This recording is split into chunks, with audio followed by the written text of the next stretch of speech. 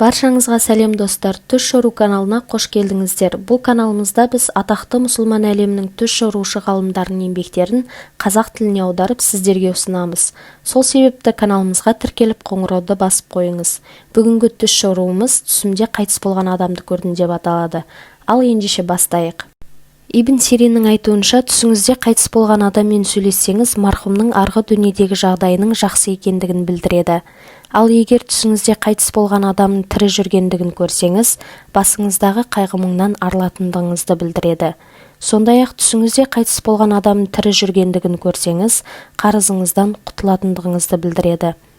Егер түсіңізде өмірден өткен ағаңыздың жол жүріп бара жатқандығын көрсеңіз, сіздің сапарға шығатындығыңызды білдіреді. Түсіңізде қайтыс болған ағаңыздың тірі жүргендігін көрсеңіз, сіздің жағдайыңыздың жақсаратындығын білдіреді.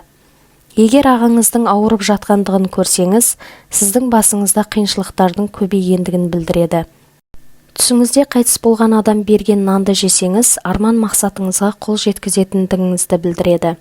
Ал егер де қайтыс болған досыңызды көрсеңіз, сіздің шынайы адал дос екендігіңізді білдіреді. Егер түсіңізде досыңыздың қайтыс болғанын көрсеңіз, сіздің көмегіңіздің жетпей жатқандығын білдіреді.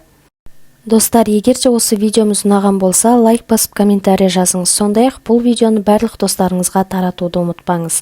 Келесі видеоларымызды өткізіп алмас үшін каналымызға тіркеліп қоңырауды басып қойыңыз. Сау болыңыздар.